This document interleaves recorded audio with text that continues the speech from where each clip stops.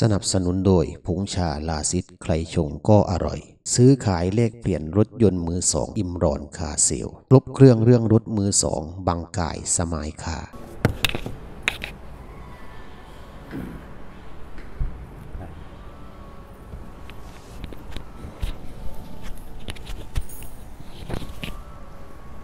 อัสสลามุอะลัยกุมวะเราะห์มะตุลลอฮ์วะบะเราะกาตุฮ์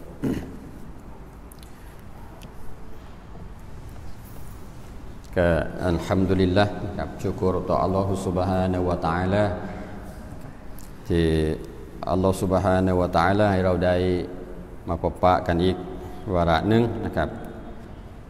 ตั้งนี้ตั้งนั้นนะครับเรา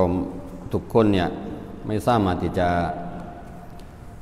หลีกนี้นะครับจากความชั่วร้ายที่อัลลอฮฺ Subhanahu wa Ta'ala ได้สร้างขึ้นนะครับความชั่วร้ายที่ว่ามันมีอยู่เราไม่สามารถที่จะหลีกนี้ได้และก็เราทุกคนเนี่ยครับไม่สามารถที่จะมีหนทางนะครับในการที่จะไปทำความดีในการต่ออัลลอฮฺ Subhanahu wa Ta'ala ได้ยกเว้นโดยการช่วยเหลือของอัลลอฮฺ Subhanahu wa Ta'ala ทั้งสิ้นนะครับนั่นก็คือมาจากคำว่าลาฮาวลาวะลากุวะตะอิลลาบิลลาห์นะฉะนั้นลาฮาวลาวะลากุวะตะอิลลาบิลลาห์นี่เราว่าให้มากๆแต่ละวันนะลาฮาวลาวะลากุวะตะอิลลาบิลลาห์ลาฮาวลาแปลว่าเราไม่มีหนทางที่จะหลีกหนีจากความชั่วนะแล้วก็วะลากุวะตะเราไม่มีพลังในการที่จะทางความดีต่ออัลลอฮ์อิลลาบิลลาห์นะยกเว้นต้องโดยความช่วยเหลือจากอัลลอฮฺ Subhanahu wa Ta'ala เท่านั้นนะครับหนังสือเล่มนี้อ่านสักคืนนี้แล้วก็อีกทีนึงนะครับอาทิตย์หน้าสักทีนึงก็น่าจะหมดแล้วน่าจะหมดแล้วนะอะอูซุบิลลาฮิมินัชชัยฏอนิรเราะญีมบิสมิลลาฮิรเราะห์มานิรเราะฮีมอัลฮัมดุลิลลาฮิร็อบบิลอาลามีนوالصلاة والسلام على أشرف المرسلين سيدنا محمد وعلى آله وصحبه أجمعين سبحانك لا علم لنا إلا ما علمتنا إنك أنت العليم الحكيم ولا حول ولا قوة إلا بالله العلي العظيم قال رب اشرح لي صدري ويسر لي أمري واحلل عقدة من لساني يفقه قولي قال المصنف رحمه الله تعالى ونفعنا والمسلمين بعلومه في الدارين آمين dan setengah daripada segala kelakuan hati yang dipujikan diaนะเราย้อนลบไปนู่นแหละ ส่วนหนึ่งจากสิฟัตคุณลักษณะนะครับที่ศาสนาเนี่ยเน้นย้ำนะให้เราต้องมีอยู่ในหัวใจนะเป็นสิฟัตเป็นคุณลักษณะที่เราจะต้องเอามีก็มาไหว้นะในหัวใจนั่นเป็นสิฟัตที่ศาสนาชื่นชมยกย่อง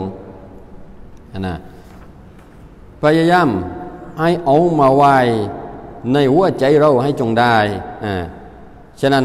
ทุกอย่างเนี่ยมันโดยการฝึกฝนกับโดยการฝึกฝนสิฟัตที่ว่านั้นก็คืออิกลาสนะอิกลาสเนี่ยเราก็ได้ยินกันประจำนะเวลาก็เล่นว่าอิกลาสเนี่ยต่อไปนี้เนี่ยเรามารู้จักคำว่าอิกลาสกันนี่อิคลาสุนอิกลาสเนี่ยมัสดาดนะมัสดาดมาจากวาซันอะไรมาจากอัคลาซอยุคลิซูอิคลาซันนะยิโลนะอัคลาซอยุคลิซูอิคลาซันเหมือนอักรอมายุคริมูอิกรอมันวาซันนั้นนะวาซันนั้นพอก็กล่าวว่าอิคลาสเนี่ยอิคลาซันมาโนเจนก็กล่าวว่า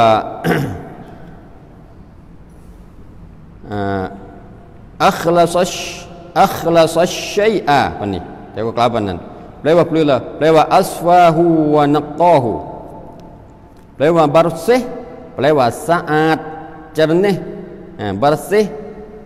ความว่าอิคลาสนะแปลตามตัวแปลว่าอิคลาสแปลว่าบาร์เซเจริญเนี่ยสะอาดใสสะอาดความบริสุทธิ์ความว่าอิคลาสนะว่าดันอักรมายุกริมูอิกรอมันอัคลาโซยุคลิซูอิคลาซอนมัสดัดนะฉะนั้นคำว่าอิคลาสเนี่ยเรียกความหมายกันartinya menganoki dengan amal kebajikan akan semata-mata menuntut keridhaan Allah Ta'ala นี่นะหมายถึงว่าเราmenganokiเราต้องการดังนั้นอามัลกบัยกันในความดีนะในการกระทำในเรื่องของความดีที่เราได้ทำนั้นเราต้องการนี้akan menuntut akan semata-mata menuntut keridhaan Allah Ta'ala ต้องการในอามัลกบัยกันที่เราทำเนี่ยต้องการกันการเรดอความโปรดปรานจากอัลลอฮฺ Subhanahu wa Ta'ala เท่านั้นนะหมายถึงว่าเราทำความดีสิ่งที่เราทำเนี่ยเราแค่ต้องการความพึงพอใจจากอัลลอฮฺ Subhanahu wa Ta'ala เท่านั้นฉะนั้นความหมายว่าเราต้องการแค่ความพึงพอใจจากอัลลอฮ์เนี่ย tidak menganaki dengan dia dengan aman kebajikan นั้นเราไม่ได้ต้องการในการที่จะทำสิ่งหนึ่งสิ่งใด akan sesuatu daripada tujuan dunia เราไม่ได้ต้องการจุดมุ่งหมายsesuatuสักสิ่งหนึ่งสิ่งใด daripada tujuan dunia จากเป้าหมายจากจุดมุ่งหมายจากจุดมุ่งหมายจากเป้าหมายของโลกดุนยานี้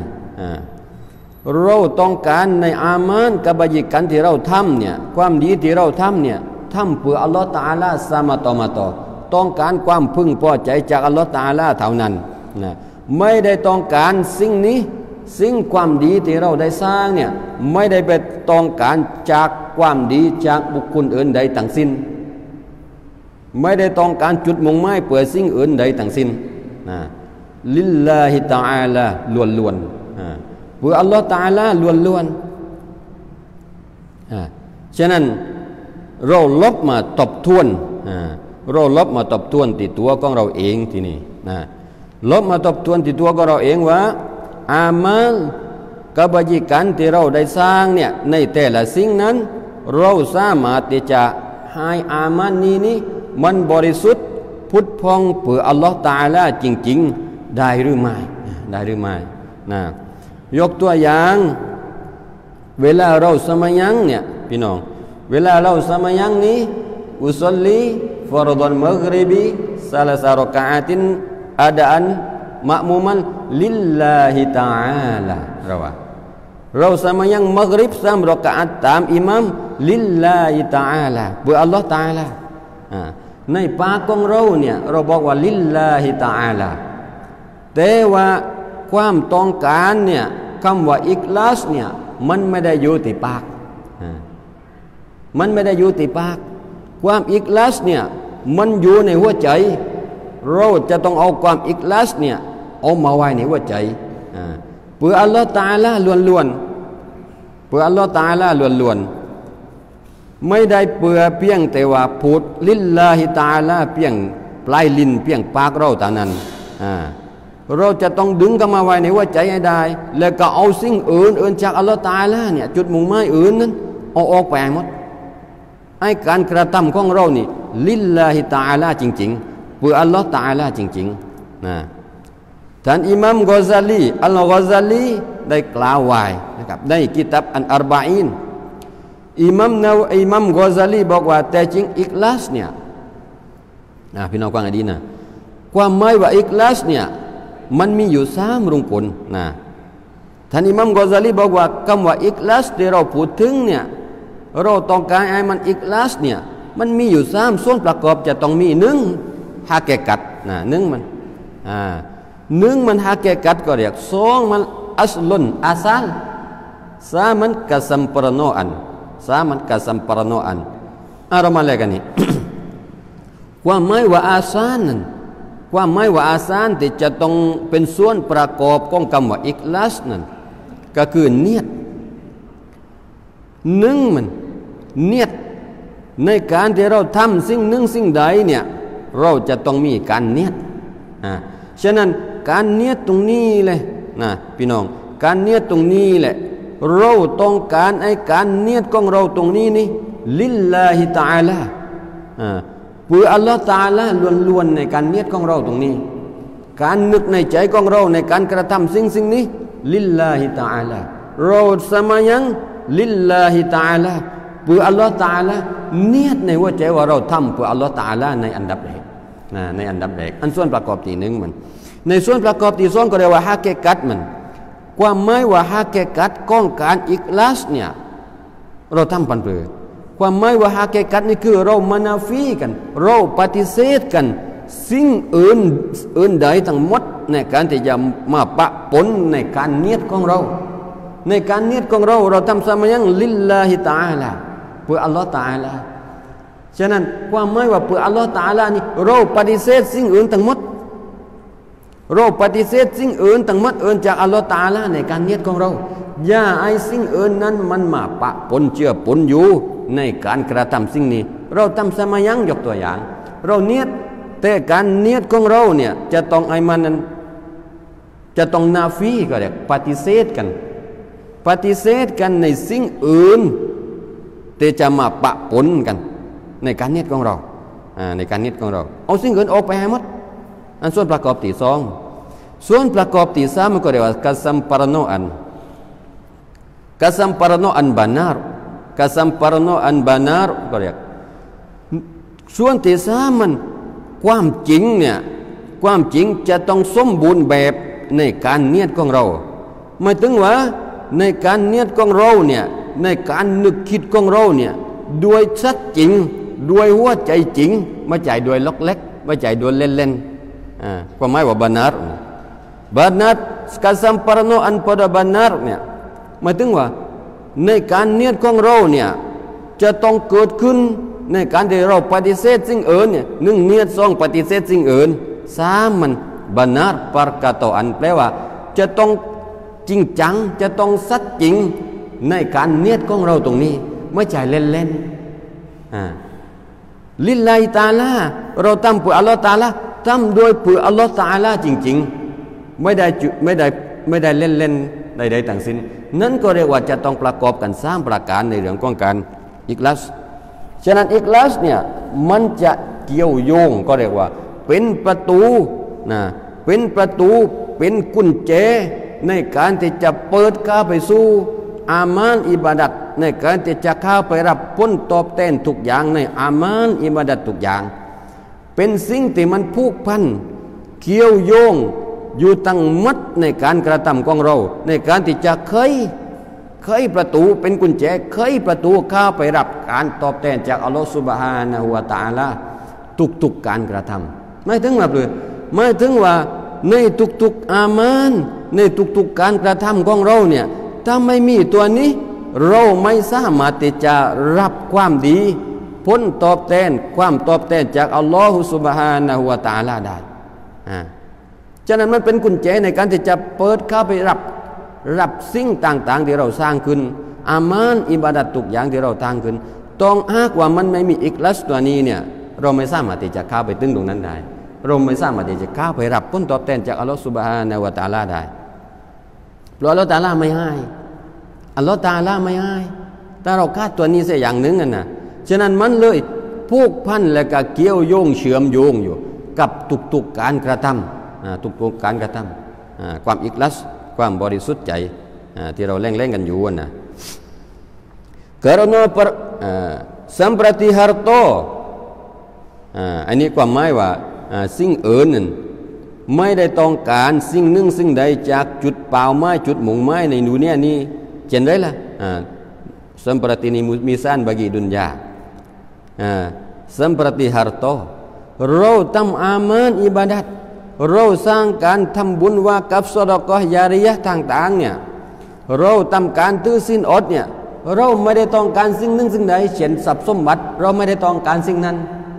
เราทำอามันทุกอย่างเนี่ย ลิลลาฮิตะอาลาไม่ได้ต้องการทรัพย์สินทรัพย์สมบัติต่างๆไม่ใช่ว่าทำอามานทำสมัยยังต่างๆเนี่ยเพื่อต้องการที่จะให้อัลลอฮฺตะอาลาเนี่ยประทานทรัพย์สินประทานสมบัติมาให้เราไว้มากมายกายกองด้วยการที่เราเอาไปเป็นเงินไขในการที่ทำอามานอิบาดัตต่ออัลลอฮฺซุบฮานะฮูวะตะอาลาเราบอกว่าเราสมัยยังมากสุนัตนาสุนัตลังยกขึ้นตะฮัจญุดยกขึ้นวิเทศทั้งหมดเพื่อที่จะให้อัลลอฮฺตะอาลานี่สงสารเรารักเราและก็ประทานสมบัติมาให้เรามากมายกายกองปานนั้นไม่ใช่ไม่ใช่ปานนั้นอย่าได้เอาเงินไขนี้มาเกี่ยวข้องกับอัลลอฮฺซุบฮานะฮูวะตะอาลาในการกระทำของเราทุกอย่างdan puji puji ni yakni memberi manusia akan puji หมายถึงว่าเราทำอามัลอิบาดัตทำทุกสิ่งทุกอย่างเนี่ยไม่ได้ต้องการคำสรรเสริญเยินยอจากใครทั้งสิ้นเราทำสิ่งนี้อามัลอิบาดัตเนี่ยการถือศีลอดการทำสมาธิทุกอย่างเราทำลิลลาฮิตะอาลาล้วนๆไม่ได้ต้องการคำสรรเสริญเยินยอจากใครทั้งสิ้นไม่ได้ต้องการให้บุคคลนั้นบอกว่าเราเก่งไม่ได้ต้องการให้บุคคลนั้นบอกว่าเรานี่ดีไม่ได้ต้องการให้บุคคลนั้นบอกว่าเราเนี่ยยันทำอามัลอิบาดัตสุนัตนาสุนัตลังมายังดุฮามายังตะฮัจญุดไม่ได้ต้องการเช่นนั้นทุกสิ่งที่เราทำไปนี่ลิลลาฮิตะอาลาอันคืออิคลาสkarena firman Allah Ta'ala wa ma umiru illa liya'budullaha mukhlishina lahuddin ini suratun bayyinah ayat yana lam yakunin marau dia lam yakunin artinya dan tidak disuruh akan mereka itu akan manusia melainkan dengan majamah mereka itu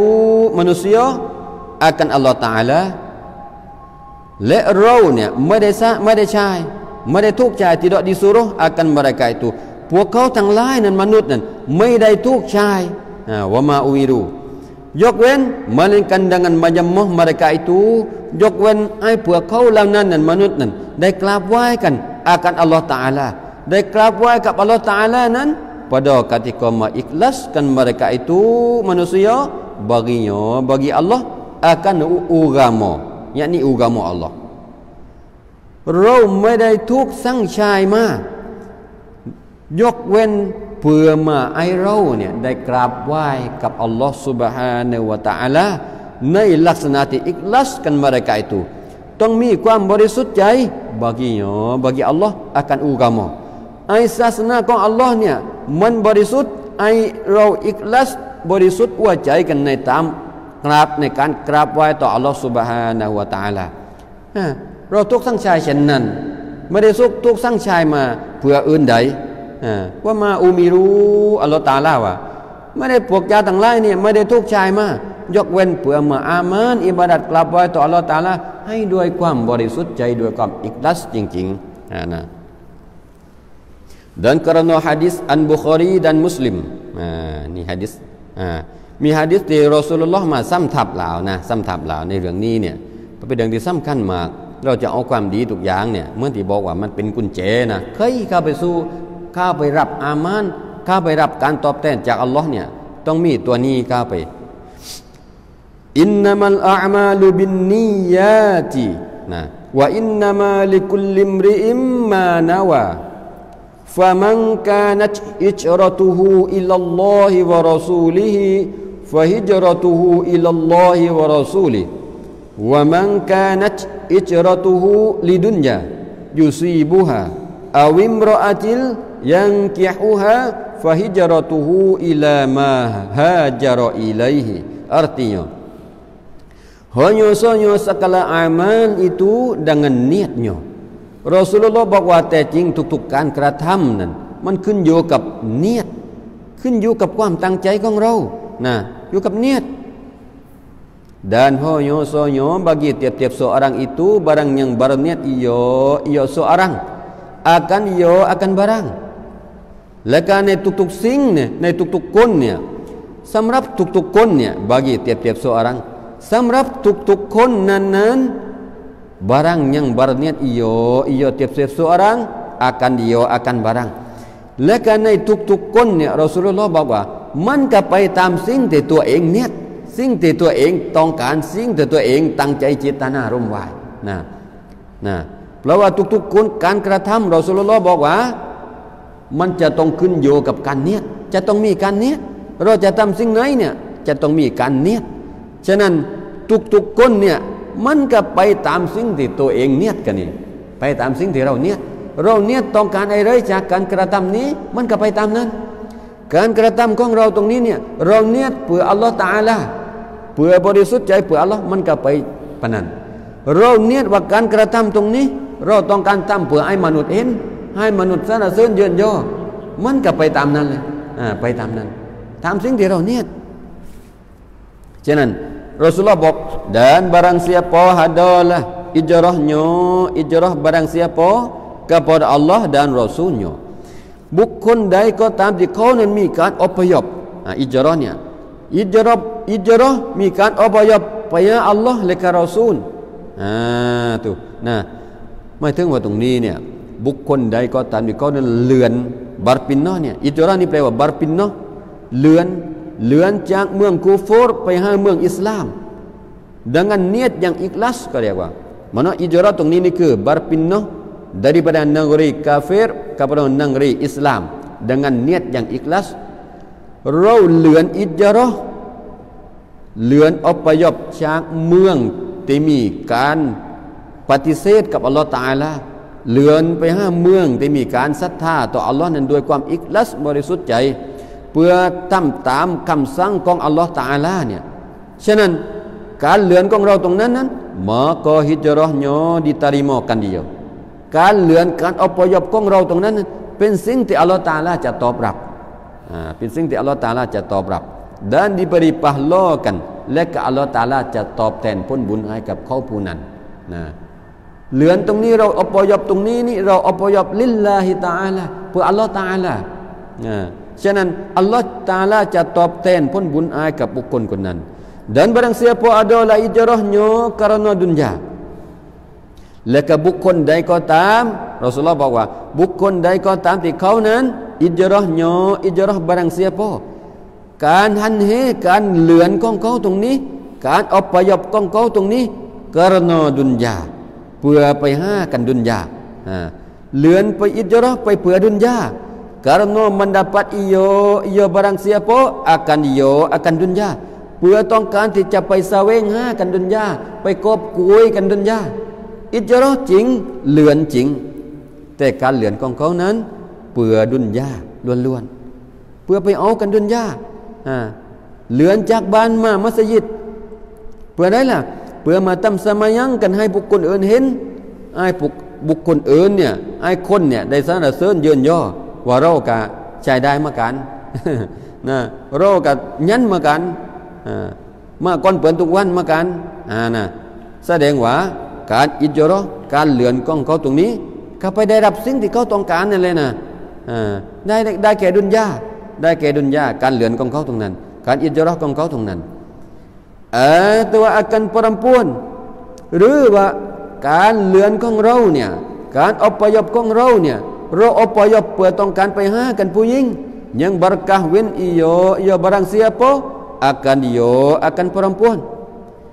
การเดินทางของเราเนี่ยเราเดินเลือนไปเพื่อไปหากันผู้หญิงเท่านั้นเพื่อไปหากันสตรีเท่านั้นperempuanเท่านั้นเพื่อต้องการไปแต่งงานกับผู้หญิงเท่านั้นอพยพไปเพื่อต้องการแก่นั้นอพยพไปจากเมืองมักกะฮ์ไปสู่เมืองมะดีนะห์พร้อมกับรอซูลุลลอฮ์ยกตัวอย่างเพื่อต้องการไปหากันผู้หญิงไปแต่งงานกับผู้หญิงไปพบปะกันผู้หญิงเท่านั้นฉะนั้นการตั้งใจของเขาตรงนั้นmaka ijrahnya kepada yang berpindah iyo barang siapa kepada barang แสดงว่าการเลือนของเขาการอิจรอห์การอพยพของเขาตรงนั้นเพื่อไปเอากันสิ่งนั้นเท่านั้นเพื่อไปได้รับกันสิ่งนั้นเท่านั้น sangat keji เป็นสิ่งที่ชั่วร้ายที่สุดเป็นสิ่งที่ชั่วร้ายที่สุดเป็นสิ่งที่น่าตำหนิที่สุดเป็นสิ่งที่น่าตำหนิที่สุดหากการตั้งใจของเราหากการอิจรอห์การเลือนของเราเพื่อไปต้องการแค่นั้นหรอกนั้นก็เรียกว่าเป็นการอพยพเป็นการเลือนที่ sangat keji ชั่วร้ายที่สุดน่าเกลียดที่สุดน่าเกลียดที่สุดน่าตำหนิที่สุดน่าตำหนิที่สุด ต้องการแค่นั้นหรอกชัยคอิสลามชัยคกาตอยชัยคุนอิสลามได้กล่าวไว้นะชัยคุนอิสลามได้กล่าวไว้ในกิตับชะรออันกุรชียะกุชรียะนะอิคลาสนั้น การอิคลาสเนี่ยความหมายว่าการทำสิ่งหนึ่งสิ่งใดโดยความบริสุทธิ์ใจเนี่ยมีอยู่3ฐานะ3ระดับชั้นนะอันนี้ชัยคุนอิสลามได้กล่าวไว้ในกิตับอันกุชรียะนะชัยคอิสลามชัยคุนอิสลามกล่าวว่าความหมายว่าอิคลาสเนี่ยพี่น้องนะความหมายว่าอิคลาสเนี่ยทั้งหมดนั้นมีอยู่3ระดับชั้นในการที่เราจะทำสิ่งหนึ่งสิ่งใดเพื่ออัลเลาะห์ตะอาลาโดยความอิคลาสนั้นทั้งหมดมีอยู่3ระดับชั้นนะเราลองเลยว่ามีอะไรมั่งนะ หนึ่งมันเป็นระดับชั้นที่ว่า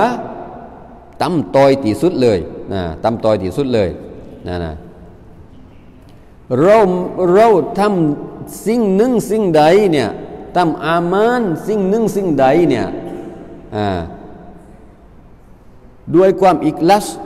ฉะนั้นความอิคลาสตรงนี้เนี่ยนะมันจะแบ่งออกได้เป็น3ระดับชั้น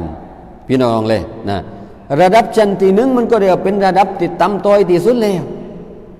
นั่นก็คืออะไรล่ะนั่นก็คือในการที่เราทำอามานอิบาดัตเราทำกันอามานอิบาดัตเพื่ออัลเลาะห์ตะอาลานั้นเพื่อต้องการความมีเกียรติ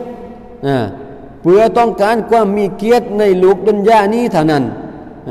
หรือว่าเราต้องการกันเพื่อความปลอดภัยจากความเสียหายให้อยู่ให้ปลอดภัยจากความเสียหายปนทุกข์ปนยากก็เรียกว่าความอิคลาสของเรานั้นก็เรียกเป็นประเภทที่ต่ำที่สุดแล้วเราทำอามานอิบาดัตเพื่อต้องการความมีเกียรติเท่านั้นต้องการให้ปลอดภัยกันจากความเสียหายจากการตรวจสอบของอัลเลาะห์ตะอาลาเท่านั้นในการทำอามานอิบาดัตนี่ถือว่าความอิคลาสตรงนี้นี่มันต่ำที่สุดแล้วเป็นระดับที่ต่ำที่สุดแล้วนะในระดับที่2มันก็เรียกว่าระดับที่อยู่ปานกลางpertengahanนะความอิคลาสเนี่ยเรามาเล่ว่าของเราเนี่ยมันอยู่ในจุดไหนนะเรามาเล่ว่าความอิคลาสของเราเนี่ยมันอยู่ในจุดไหนประเภทที่1เราต้องการให้อัลเลาะห์ตะอาลาสร้างมาลิโยต้องการให้มีเกียรติกันในโลกดุนยานี้เท่านั้นประเภทที่1ในระดับที่2มันเนี่ยเราทำกันอามานอิบาดัตเนี่ยเพื่อต้องการผลบุญจากอัลลอฮ์เพื่อต้องการผลบุญจากอัลลอฮ์และก็เพื่อต้องการที่จะหลีกหนีกันจากการต่ำโทษของอัลลอฮ์ซุบฮานะฮูวะตะอาลาในวันอาคิเราะห์นะแตกต่างกันนะระดับแรกเนี่ยก็เดี๋ยวเราต้องการเพื่ออัลลอฮ์ตะอาลาให้เกียรติในโลกดุนยาเท่านั้นพวกประเภทที่2เนี่ยระดับที่2มันก็ความอิคลาสของเราเนี่ยนะเรามาเทียบเลยเราอยู่ในระดับไหนพอระดับที่2นี่เราทำอามานอิบาดัตเนี่ยเพื่อต้องการกันพ้นบุญจากอัลลอฮ์ตะอาลาและก็เพื่ออัลลอฮ์ตะอาลาเนี่ยให้เราได้หลีกหนีปลอดภัยจากการต่ำโทษของอัลลอฮ์ตะอาลาเท่านั้นต้องการเท่านั้นนี่ประเภทที่2มันในระดับชั้นที่2มันนะในระดับชั้นที่3มันก็ได้ระดับชั้นที่สูงสุดแล้วของการอิคลาสระดับชั้นสูงสุดของการอิคลาสมันก็คือก็เรียกว่าในการที่เราทำอามานอิบาดัตทุกสิ่งทุกอย่างเนี่ยเราทำงานทุกสิ่งทุกอย่างอามานต่อมนุษย์ต่อเพื่อนฝูงต่อสังคมต่ออัลลอฮฺตะอาลาอามานทุกอย่างที่เราทำไปนั้นสมาตมนุษย์โตดกันมันยุนยงอัลลอฮฺตะอาลาสมาตลิลลาฮิตะอาลาล้วนๆเราไม่มีสิ่งอื่นใดมาเจือปนเลยต้องการกันเพียงสิ่งเดียวก็คือเพื่อต้องการที่จะทำตามคำสั่งของอัลลอฮฺซุบฮานะฮูวะตะอาลาเท่านั้นไม่มีสิ่งใดมาเจือปนในการอามานของเรานี่เราทำได้ไหมกันนี่ เรามาเรียกว่าเราอยู่ในระดับไหนอามานที่เราทำในแต่ละวันเนี่ยบุคคลคนนี้เนี่ยทำเพื่อทำตามคำสั่งของอัลลอฮฺซุบฮานะฮูวะตะอาลาเท่านั้นไม่ได้ต้องการหลีกหนีจากความชั่วไม่ได้ต้องการความมีเกียรติได้ต่างๆไม่ต้องการสิ่งเหล่านั้นบอกได้แค่เดียวว่าลิลลาฮิตะอาลารับคำสั่งของอัลลอฮ์มาทำตามคำสั่งของอัลลอฮ์ตะอาลาไม่มีเงินใครอื่นใดเข้ามาปะปนเลยนี่ก็เรียกว่าเป็นชนชั้นเป็นฐานะที่สูงสุดของการอิคลาสแล้วนะอิคลาสถึงกันนี้เรามาเทียบเลย อิกลาสของเราที่มีอยู่ในตัวเราเนี่ยมันอยู่ในระดับไหนนะ dan setengah daripada segala kelakuan hati yang dipujikan dia. Ini kata apa iniคือก็เรียกว่าเป็นสิฟัตที่เราจะต้องมีในหัวใจเช่นเดียวกันนะเป็นสิฟัตที่ศาสนานี่เน้น ศาสนายกย่องชมเชยเราจะต้องมีในหัวใจนั่นก็คืออะไรล่ะตะวักกัลตะวักกัลจริงๆแล้วตัวอ่านว่าตะวักกุลวักกะลาตะวักกะลายะวักกะลาตะวักกุลันตะวักกุล ก็เรียกว่าการมอบหมายต่ออัลลอฮฺซุบฮานะฮูวะตะอาลานะการมอบหมายให้กับอัลลอฮฺตะอาลาเราเรียกกันว่าตะวักกันนะเราเรียกกันประจำเราเรียกกันจนกระทั่งแล้งกันติดปากแล้งกันกรองปากนะตะวักกันฉะนั้นความหมายคำว่าตะวักกันเนี่ยเรามาแล้วว่ามันคืออะไรนะสิ่งที่เราแล้งกันอยู่ประจำสิ่งที่เราพูดกันอยู่ประจำว่าตะวักกันนั้นแบบไหนนะ yaitu mempercayai dengan Allah Ta'ala dan yakin bahawa qada Allah lulus ia qada saya ia pada tua na lulus ia qadanya คือpercaya dengan Allah Ta'ala เราศรัทธามันยึดมันเชื่อมันกับอัลลอฮฺ Subhanahu wa Ta'ala dengan dan yakin และก็เราเชื่อมันyakin ในหัวใจของเรานี่เชื่อมันคำว่าตะวักกันเชื่อมันว่าเลยล่ะ bahwa qada Allah บอกว่าแต่จริงข้อกำหนดทุกสิ่งทุกอย่างการกำหนดของอัลลอฮฺ Subhanahu wa Ta'ala นี่ลุลุสอียกอดอนแปลว่าการกำหนดของอัลลอฮฺ Subhanahu wa Ta'ala เนี่ยมันจะต้องลุลุสมันจะต้องเป็นไปตามสิ่งที่อัลลอฮฺ Ta'ala เจาะจงกำหนดไว้แล้วความหมายว่าตะวักกันเราเชื่อว่าสิ่งนี้นี่หลังจากที่เราได้ทำแล้วเราได้อามันเราได้ปฏิบัติอย่างนี้แล้วเนี่ยเราทำด้วยความรอบคอบแล้วเนี่ยหลังจากที่สิ่งนี้เนี่ยเราทำมันด้วยการพิจารณาตรึกตรองด้วยสติปัญญาของเรานี่ด้วยรอบคอบที่สุดแล้วเราทำแล้วคิดแล้วใช้สติปัญญาแล้วทีหลังเนี่ยเราไอ้เชื่อและก็อยากเห็นว่ามันจะต้องไปตามการกำหนดของอัลลอฮฺ Subhanahu wa Ta'ala มอบหมายให้กับอัลลอฮฺ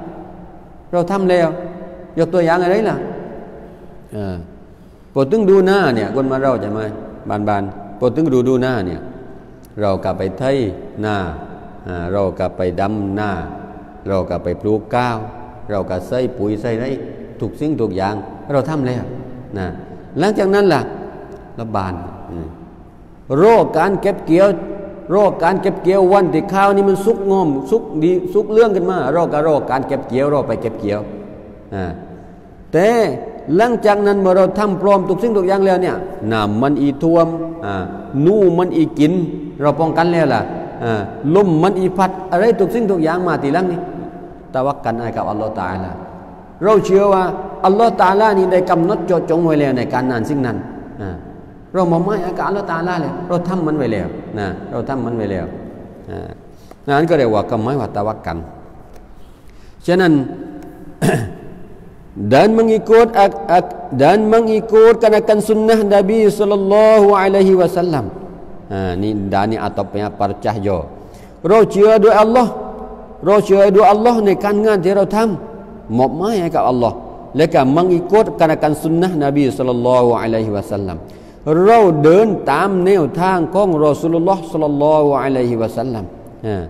หลังจากมอบหมายแล้วเราเชื่อแล้วเราก็เดินไปตามแนวทางตามสุนนะของนบีศ็อลลัลลอฮุอะลัยฮิวะซัลลัมฉะนั้น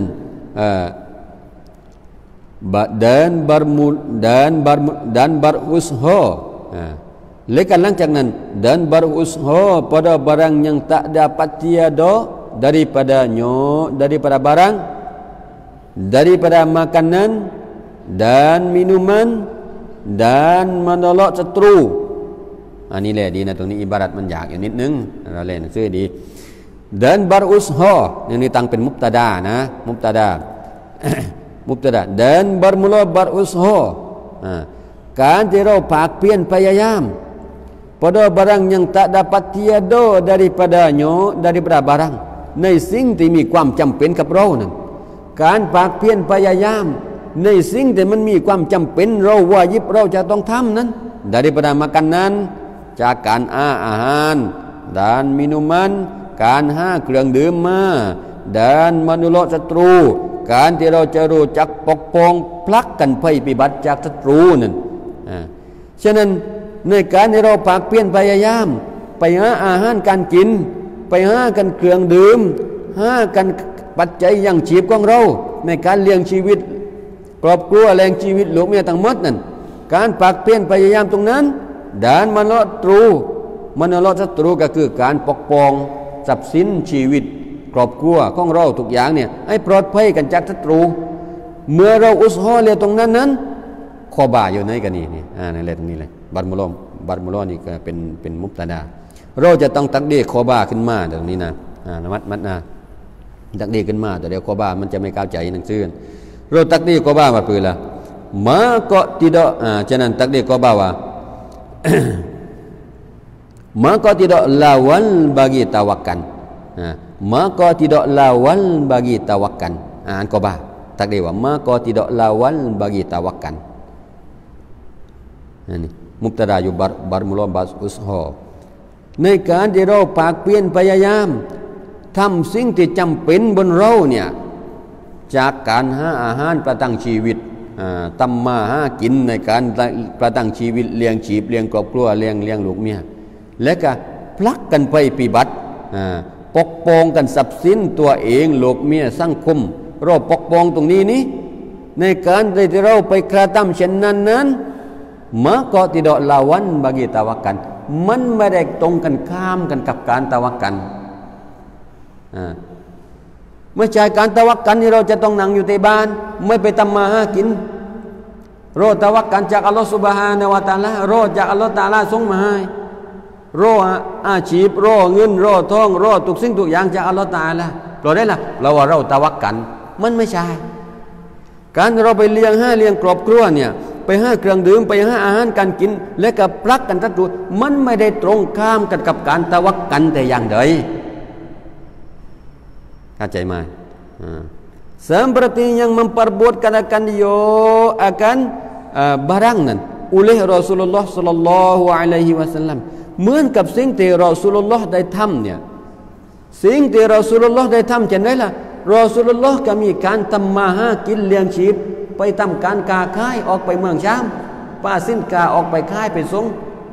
มีการติดต่อทำมาค้าขายกันเพื่ออะไรล่ะเพื่อเอาทรัพย์สินตรงนี้มาทำการช่วยเหลือกันศาสนาของอัลลอฮ์มาเลี้ยงชีพมาเลี้ยงลูกมาเลี้ยงเมียฉะนั้นถ้าหากว่าการทำมาหากินตรงนี้เนี่ยมันถ้ากับว่าเราเนี่ยไม่เชื่อในอัลลอฮ์มันไม่ใช่ไม่ได้หมายถึงว่าการตะวักกันนี่จะต้องนั่งอยู่ในบ้านอย่างเดียวมอบหมายให้กับอัลลอฮฺตะอาลาไม่ได้หมายถึงพันนั้นรอซูลุลลอฮ์เองก็มีการเลี้ยงทำมาหากินแต่ทำมาค้าขายเอาทรัพย์สมบัติเอาทรัพย์สินมาเงินทองมาเพื่อเลี้ยงกันลูกเมียเลี้ยงกันนับฟักกับลูกเมียไอ้นี่ไม่ได้กัดขวางกับการตะวักกันแต่อย่างใดกับไม้ตรงนั้นเข้าใจนะยีร้อยเข้าใจนะใจนะยีร้อยยีมัดเข้าใจนะตรงนั้นมันต้องตักดีขึ้นมา ฉะนั้นkarena para manusia itu กับอัลลอฮฺตะอาลาเท่านั้นนี่อัลลอฮฺตะอาลาได้กล่าวไว้นะกับอัลลอฮฺตะอาลาเท่านั้น maka berserah kamu ท่านทั้งหลายจงมอบหมายท่านทั้งหลายจงมอบหมายท่านทั้งหลายจงมอบหมายให้กับอัลลอฮฺตะอาลาเท่านั้นนี่ตรงนี้นี่นะถ้าเราเรียนวิชาบาลาก็เรียนวิชานาวูเนี่ยเราจะเข้าใจได้ว่าวะอัลลอฮิฟะตะวักกะลูอัลลอฮินั่นอัลลาเนี่ยมุรตะบัตของมันนี่จริงๆแล้วนี่มันจะต้องอยู่หลังจริงๆแล้วนี่ฟะตะวักกะลูอัลลอฮ์ถูกไหมแต่ว่าก็เอาข้องหลังมาไว้ข้างหน้าตรงนี้นี่เพื่อ ต้องการที่จะตักซิสก็เรียกตักซิสหมายถึงว่าเปล่าต้องการที่จะบอกว่ากับอัลลอฮ์ตะอาลาเท่านั้นฟะตะวักกะลูต่างๆหลายจงมอบหมายหมายถึงว่าสิ่งนี้ไม่มีแล้วกันนี่ไม่ถึงกันไม่มีแล้วในการที่ว่าวะอะลัลลอฮิฟะตะวักกะลูอัลลอฮ์ตะอาลากล่าววะอะลัลลอฮิตะวักกะลูกับอัลลอฮ์ตะอาลาเท่านั้นสิ่งสิ่งเดียวนี่อื่นใดเนี่ยไม่ได้แล้วไม่มีแล้วมอบหมายให้กับอัลลอฮ์ตะอาลาเท่านั้นสิ่งอื่นไม่ได้แล้วฉะนั้นjika ada kamu orang-orang yang berimanหากท่านทั้งหลายเป็นคนที่มีการศรัทธามีอีมานนั้นจงมอบหมายทุกอย่างให้กับอัลลอฮ์ตะอาลาเท่านั้นความหมายdan karena sabda Nabi sallallahu alaihi wasallam yaqilha wa tawakkal อันนี้รอซูลุลลอฮ์ได้กล่าวไว้yaqilha wa tawakkal มันมีเรื่องราวหะดีษมันสั้นตรงนี้ก็เอายกมานั่นนะหะดีษก็คือเรื่องราวของมันมีอยู่บัดนี้ก็คือมีอยู่ครั้งนึงนะมีผู้ชายคนนึงเนี่ยไปหากับรอซูลุลลอฮ์ไปหากับรอซูลุลลอฮ์พร้อมด้วยจูงอูฐไปตัวนึงนะผู้ชายคนนี้เดินทางไปหากับรอซูลุลลอฮ์และกับจูงอูฐไป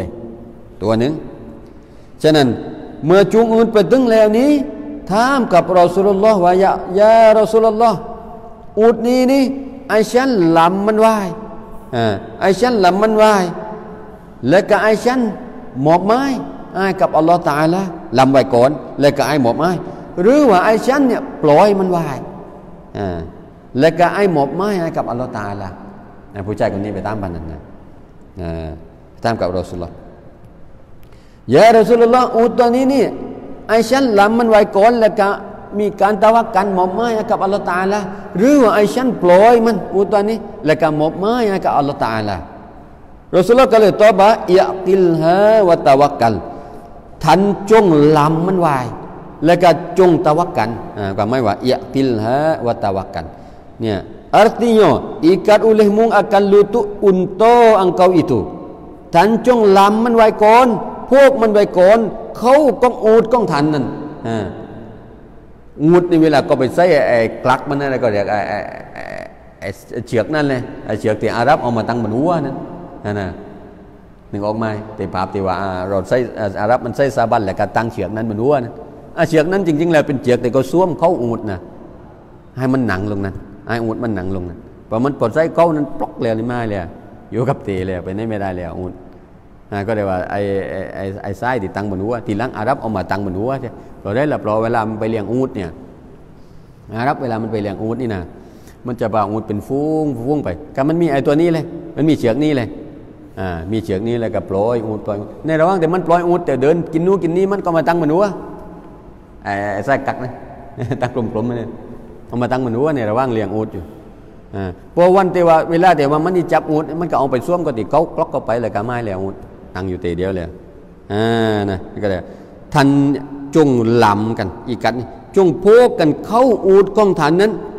หลังจากนั้นdan barusallah ulemu akan Allah Taala หลังจากนั้นจงมอบหมายให้กับอัลเลาะห์ตะอาลาเลยนะ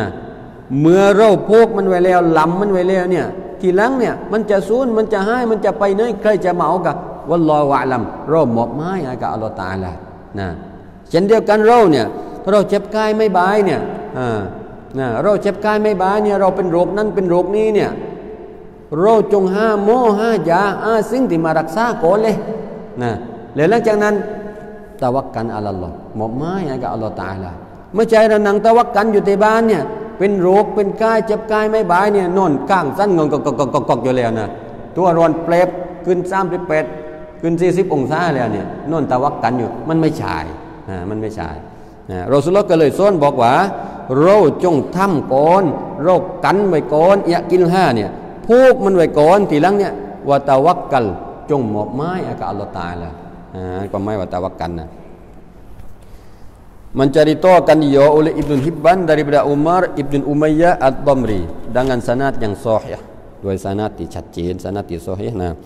dan setengah daripadanya kasih akan Allah Taala ส่วนหนึ่งจากคุณลักษณะต่อไปที่เราจะต้องมีในหัวใจของเราเนี่ยนะอะไรล่ะ kasih akan Allah Taala การที่เราจะต้องมีหัวใจที่มีความรักต่อ Allah Subhanahu wa Taala นะอันนี้ก็เรียกว่าเป็นระดับชนชั้นที่สูงนะ หากว่าบุคคลใดที่มีกาเซมีความรักต่ออัลลอฮฺซุบฮานะฮูวะตะอาลานี่แสดงว่าบุคคลนี้เป็นผู้ที่มีเป็นกัตติสูงส่งแล้วเป็นผู้ที่มีเป็นกัตมีท่านะที่สูงส่งที่จะนำไปสู่การรู้จักกับอัลลอฮฺซุบฮานะฮูวะตะอาลาในการมะริฟะตุลลอฮ์ในการที่เราจะไปสู่การมะริฟะตุลลอฮ์ไปรู้จักกับอัลลอฮฺซุบฮานะฮูวะตะอาลาเนี่ยนะเราจะต้องมีสิฟัตการรักต่ออัลลอฮฺซุบฮานะฮูวะตะอาลาจะต้องมีการรักต่ออัลลอฮฺตะอาลาการรักต่ออัลลอฮฺซุบฮานะฮูวะตะอาลาเนี่ยมันมาจากปากเราบอกว่าเรารักอัลลอฮฺซุบฮานะฮูวะตะอาลาแต่ว่าประโยชน์ในโรงโป เราบอกว่ารักอัลลอฮฺตะอาลาแต่ว่าก็บ้างเรานั่งอยู่บ้านนั่งอยู่ร้านน้ำชาเราบอกว่าเรารักกับอัลลอฮฺตะอาลาวันหนึ่งได้วักเราบอกว่าเรารักกับอัลลอฮฺซุบฮานะฮูวะตะอาลาอาทิตย์ได้วันมันไม่ได้บอกว่ารักอัลลอฮฺตะอาลานี่ด้วยปากนะ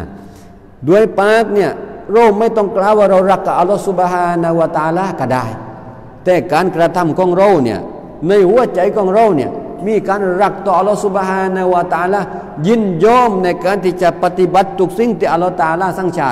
นั่นแหละคือหนทางที่จะไปสู่การมะริฟะตุลลอฮ์การรู้จักกับอัลลอฮฺตะอาลานะเพราะนั้นล่ะkarena firman Allah Taala Allah Subhanahu wa taala ได้กล่าวไว้ในซูเราะตุลบะเกาะฮ์นะอายะห์ที่160บอกว่า والذين آمنوا أشد حبا لله นะ والذين آمنوا أشد حبا لله เวลาเราอ่านใส่ตัจวิดมันจะสวยนะอามานูตรงนั้นก็เรียกว่าอะไรล่ะก็เรียกว่ามัดยาอิซนะมัดยาอิซ ยาอิซมุงฟาซีน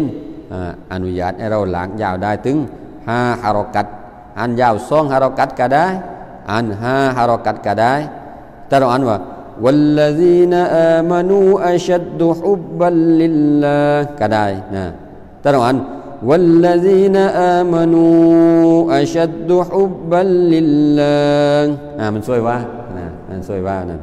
อนุญาตให้เราอ่านได้ปะนั้นฮุบบัลลิลลาฮุบบัลลิลลาอันนั้นก็เรียกว่าอิดากอมเนี่ยนะอิดากอมบีลากุนนะบาดิซองตันเว้นไปปอบกับล้ำ artinya dan mereka yang beriman mereka itu บรรดาผู้ที่เขามีความศรัทธาบรรดาผู้ที่มีความศรัทธามันอยู่ในหัวใจของเขาเนี่ยmereka itu lebih bersemangat dan kasih akan Allah Ta'ala dan mereka yang beriman mereka itu บรรดาผู้ที่มีศรัทธามันเชื่อมั่นต่อ Allah Subhanahu wa Ta'ala นั้นฉะนั้นบุคคลที่มีความศรัทธาจริงๆนั้นอีมันต่อ Allah Ta'ala จริงๆเนี่ยอันนี้ก็เรียกด้วยหัวใจจริงๆรักกับ Allah Ta'ala อีมันต่อ Allah Ta'ala จริงๆเนี่ยฉะนั้นบุคคลคนนี้lebih bersangat dan kasih akan Allah Ta'ala จะเป็นผู้ที่ยิ่งที่รักในอัลลอฮฺ Subhanahu wa Ta'ala เราเชื่อกับอัลลอฮฺ Ta'ala มาแค่ไหนเนี่ยเราศรัทธาต่ออัลลอฮฺ Ta'ala ในหัวใจของเรานี่มันแน่นอยู่แค่ไหนเนี่ยมันกี่เปอร์เซ็นต์เนี่ยแสดงว่าบุคคลคนนี้ยิ่งรักกับอัลลอฮฺ Subhanahu wa Ta'ala มาแค่นั้นหากว่าความอีมันของเรามันมากขึ้นเนี่ยอีมันของเรามากขึ้นแสดงเราก็รักอัลลอฮฺ Ta'ala มากขึ้นวันใดก็ตามที่อีมานเราอ่อนแอลงนะแสดงว่าความรักที่เรามีต่ออัลลอฮฺตะอาลานี่มันก็จะลดลงนะ Dan karena sabda Rasulullah sallallahu alaihi wasallam, Rasulullahได้กล่าวไว้ahibbullaha lima yarfidukum bihi min ni'amihi ahibbullaha lima yarfidukum bihi min ni'amihi itu dia. Nah, ini Rasulullah katakan artinya kasih oleh kamu akan Allah. Tantang lainnya Rasulullah bahwa tantang lainnya jung rakab Allah Subhanahu wa taala. Nah, tantang lain jung rakab Allah. Karena barang yang memberi ya Allah akan kamu daripada segala nikmat Allah. เพราะได้ล่ะ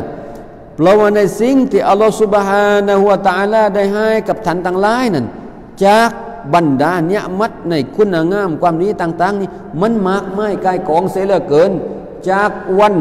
จากในแต่ละวันนั้นเริ่มจากที่เรารู้สึกตัวรู้เริ่มจากที่เราตื่นนอนขึ้นมาเนี่ยนะเริ่มจากเราตื่นนอนขึ้นมาเนี่ยจนกระทั่งถึงมาเราลงไปนอนลงไปเอ็นตัวนอนในการลับอีกที่ลาวเนี่ยในวันหนึ่ง24 ชั่วโมงวนเวียนไปเนี่ยความดีที่อัลลอฮฺ Subhanahu wa Taala ให้เราเนี่ยมันมากมายเหลือเกินนะความดีที่อัลลอฮฺ Taala ให้เราเนี่ยจนกระทั่งว่าเราไม่สามารถที่จะบรรยายออกมาเป็นราคาไม่สามารถที่จะบรรยายออกมาเป็นข้อได้ในความดีที่อัลลอฮฺ Taala ให้กับเราเนี่ยแต่ว่าสิ่งต่างๆนั้นอยู่ในการคำนึงอยู่ในการคิดอยู่ในการระลึกของเราได้หรือไม่ในความดีที่อัลลอฮฺ Taala ให้ฉะนั้นหากว่าเรารู้จักบุญคุณรู้จักคิดในเนี้ยมัดความดีที่อัลลอฮฺ Taala ให้เรามาแต่ละสิ่งแต่ละอย่างในแต่ละวันเนี่ยแน่นอนเราจะรักกับอัลลอฮฺ Subhanahu wa Taala อย่างมากมายแน่นอนที่สุดความอีมันศรัทธาของเราเนี่ยจะเพิ่มพูนขึ้นอย่างมากมายในการที่เรานึกทบทวนในความดีสิ่งที่อัลลอฮฺ Subhanahu wa Taala ให้กับเราในแต่ละวันนั้นฉะนั้นแน่นอนที่สุดเรานี่จะต้องชุกรเราจะต้องขอบคุณและก็เราจะต้องมีแน่นอนเราจะมีความรักต่ออัลลอฮฺ Subhanahu wa Taala มากมายหลายเท่าเพิ่มขึ้นนั้นก็เรียกว่าเป็นสิ่งที่เราจะต้องมาทบทวนเป็นสิ่งที่เราจะต้องมาทบทวนว่าความดีในการที่เราจะรับจากอัลลอฮฺ Taala อยู่ในแต่ละสิ่งในแต่ละวันเนี่ยนะเราได้รับสิ่งไหนมาจากอัลลอฮฺ Subhanahu wa Taala ที่นั้นแหละนะเราจะมีความรักต่ออัลลอฮฺ Taala ยิ่งมากขึ้นนะmenceritakan dia oleh At-Tirmizi dan Al-Hakim daripada Ibni Abbas radhiyallahu anhuma maqala dan setengah daripadanya redha wallahu a'lam ya ada tigaเลยนะเล่มนี้อินชาอัลลอฮ์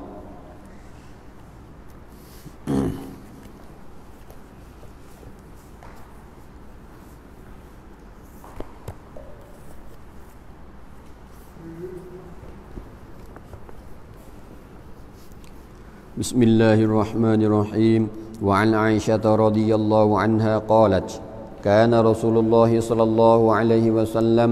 يصلي الضحى 4 ويزيد ما شاء الله رواه مسلم hadis ini rayaanจากท่านหญิงอาอิชะห์รอฎิยัลลอฮุอันฮา قالت berkata ia Aisyah ท่านหญิงอาอิชะห์กล่าวว่าapabila kana Rasulullah sallallahu alaihi wasallam adalah Rasulullah-nya yusallid duha 4 semayang ia Rasulullah akan duha akan semayang duha 4 4 rakaat ท่านหญิงอาอิชะห์บอกว่าแต่จริงรอซูลุลลอฮ์เนี่ยได้สมัยยังดุฮา4 rakaat นะมายังดุฮานี่ก็คือสมัยยังที่หลังจากดวงอาทิตย์ขึ้นนั่นนะหลังจากดวงอาทิตย์ขึ้นไปจนถึงนู้นแหละจนถึงก่อนเที่ยงมัดวักตัวแก่ตอนเที่ยงปอกเที่ยงปั๊บนี่หมายความว่าสมัยยังดุฮานี่คือมัดเวลาเริ่มจากดวงอาทิตย์ขึ้นต้องหลังจากดวงอาทิตย์ขึ้นไปก่อนนะวักตัวของมันนั่นฉะนั้นท่านหญิงอาอิชะห์บอกว่าแต่จริงรอซูลุลลอฮ์เนี่ยได้สมัยยังดุฮานี่4 rakaat 4 rakaat นะ4 rakaat นะเราพยายามนี่นะเราพยายามเราเรียนมาเพื่ออามานอิบาดัตกันปรับปรุงตัวเองกันนะปรับปรุงตัวเองกันคนที่ทำงานข้างนอกกะอาบน้ำแต่งตัวเสร็จก็มายังเสก่อนเลยยังหน่อยๆสัก2 rakaatก่อนออกจากบ้านนั่นนะเอาบารอกัตก็เอาข้อความดีจากอัลลอฮ์คนทำงานอยู่ที่บ้านก็อาบน้ำแต่งตัวเสร็จก็เอาเสก่อนสัก2 rakaatนี่นะก็ง่ายปากแต่นะเวลาทำอยากก็ง่ายๆที่เราทำอยากก็ที่ว่าบุญหมากนี่เราทำอยากทั้งหมดแหละนะต้องพยายามวะยะซีดุมาชาอัลลอฮุdan bertambah ia Rasulullah akan barang yang kanoki oleh Allah Taala หลังจากนั้นรอซูลุลลอฮ์ก็เพิ่มเติมไปในตามในความต้องการของรอซูลุลลอฮ์ อาชาบอกว่าแกเห็นรอซูลุลลอฮ์ทำ4 รอกาตทีหลังแกก็เพิ่มเติมไปตามความต้องการของแกแต่ยังน้อยๆที่แกทำนี่คือ4 รอกาตอันก็เรียกsembahyang duhaนะราวาหูมุสลิมwalahu dan baginya bagi Muslim anha an Aisyah hadisนี้นี่bagi Muslim รายงานจากอาอิชะห์เช่นเดียวกันบอกว่าannaha annan Aisyah su'ilat ditanyakan akan dia akan Aisyah dan nying Aisyah niถูกถามapa pula han kana Rasulullah sallallahu alaihi wasallam yusallit duha adalah Rasulullah ni yusallit duha sembahyang ia Rasulullah akan duha ท่านหญิงอาอิชะห์นี่ถูกถามว่าแท้จริงรอซูลุลลอฮ์เนี่ยได้ทำsembahyangดุฮาหรือไม่ท่านหญิงอาอิชะห์ถูกถามปานนั้นเมื่อท่านถูกถามปานนั้นนี่ก็ละลาอาอิชะห์ว่าก็ละ berkata ia อาอิชะห์ละไม่มีคนถามว่ารอซูลุลลอฮ์ทำsembahyangดุฮาหรือไม่อาอิชะห์ตอบบอกว่าละไม่ในหะดีษก่อนอาอิชะห์บอกว่ารอซูลุลลอฮ์ทำsembahyangดุฮา4 รอกาตหะดีษนี้บอกว่ารอซูลุลลอฮ์เนี่ยมีคนถามว่ารอซูลุลลอฮ์ทำsembahyangดุฮาหรือไม่อาอิชะห์บอกว่าไม่อิลลาay jaji'a mim maghibihi melainkan bahwa datang ia Rasulullah mim maghibihi daripada keogepannya ia Nabi นะยกเว้นเวลากลับจากมาจากไหนๆเท่านั้นท่านหญิงอาอิชะห์บอกว่ารอซูลุลลอฮ์เนี่ยแกไม่ได้เห็นกับรอซูลุลลอฮ์ทำsembahyangดุฮายกเว้นหลังจากที่ลบมาจากไหนๆเท่านั้นไอยาจิอายกเว้นอิลลานี่ยกเว้นไอยาจิอาbahwa datang ia Nabi mim maghibihi daripada keghaibannya แล้วหลังจากที่รอซูลุลลอฮ์ไปนู่นไปนี่นั่นแหละพอลบมาจากนั้นแล้วลบจากไปนู่นไปนี่สักเดียวลบมาถึงนั่นแหละรอซูลุลลอฮ์ทำsembahyangดุฮาทำsembahyangดุฮาตอนนั้น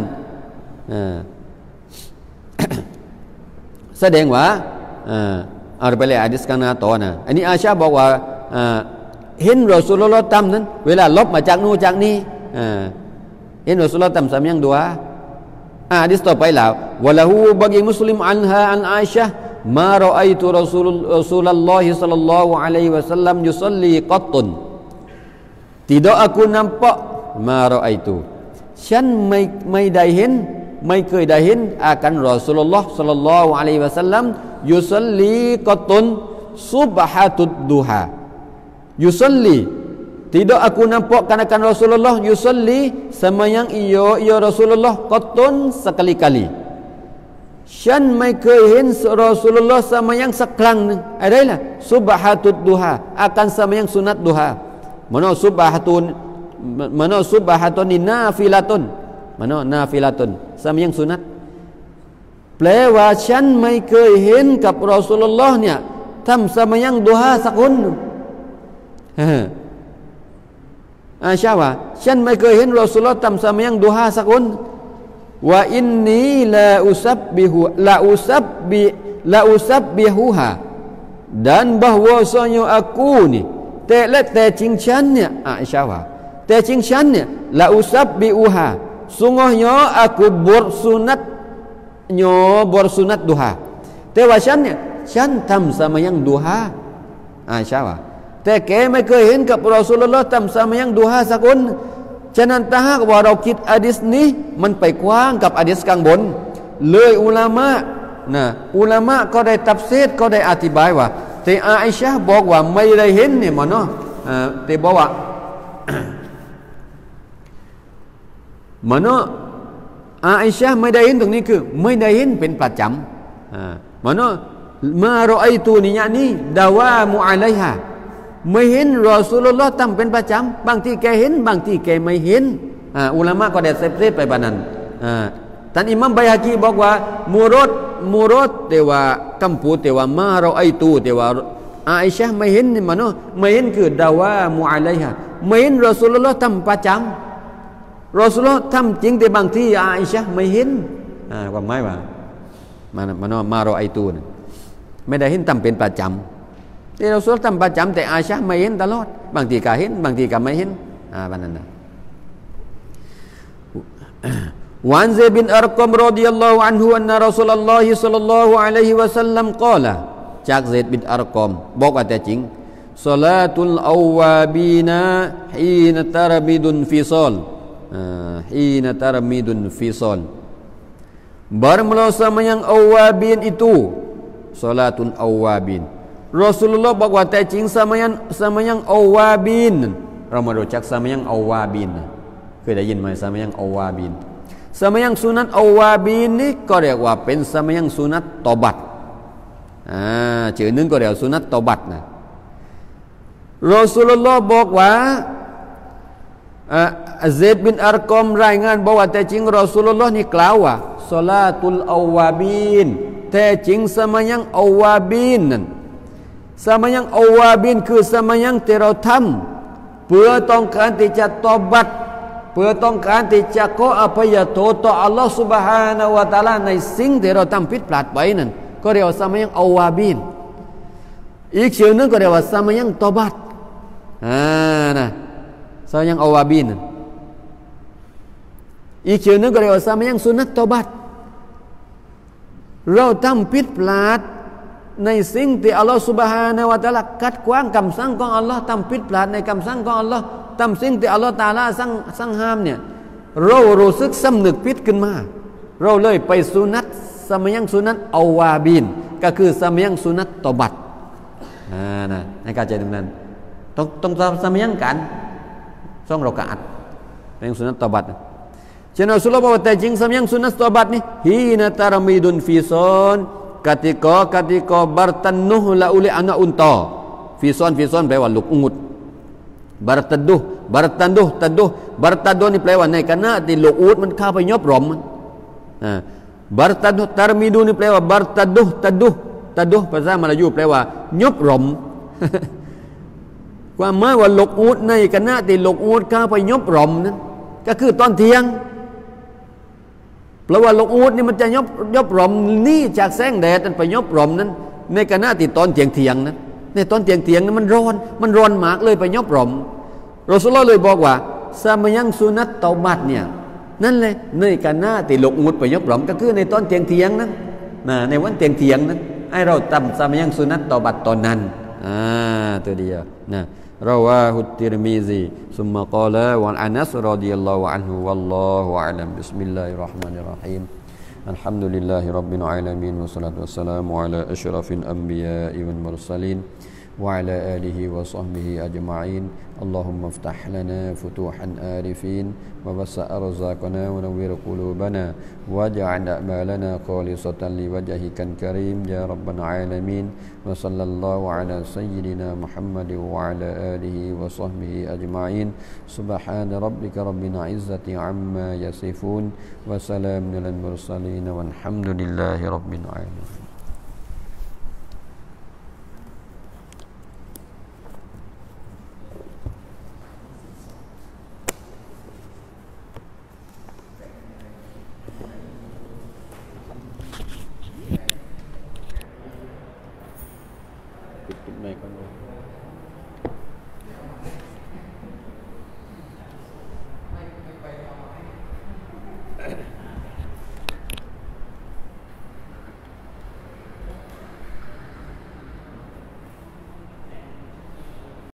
ผงชากาแฟผสมสำเร็จตราลาซิดใครชงก็อร่อยได้รับมาตรฐานฮาลาลโดยสำนักงานคณะกรรมการอิสลามจังหวัดพัทลุงสนใจสินค้าและบริการโทร 0852496760 ชาลาซิดชาดีสายใต้ก้าวไกลระดับอินเตอร์โรงตีมีดบางแก้ว81รับทำมีดการเกษตรทุกชนิดตั้งอยู่หน้าโรงเรียนบางแก้วพิทยาคมอำเภอบางแก้วจังหวัดพัทลุงสนใจสินค้าและบริการโทร 0862891906 บริหารงานโดยช่างมาโสมยีธมันคุณภาพเหนือราคาต้องมีตรา81เท่านั้นร้านอบังน้อยจำหน่ายเนื้อแปรรูปอินทผลัมผลไม้แปรรูปนำเข้าจากต่างประเทศสนใจติดต่อ 0928652520 คุณวาสนาบุรุษราชร้านอิมรอนค คาเซลรับซื้อขายแลกเปลี่ยนรถยนต์ทุกชนิดร้านอยู่ตรงถนนนิพัฒน์สงเคราะห์5สาขาที่2ร้านอยู่ตรงถนนสัจคุณอำเภอหาดใหญ่จังหวัดสงขลาติดต่อบริการคุณสุกัญญาหรือน้องดิวโทรศัพท์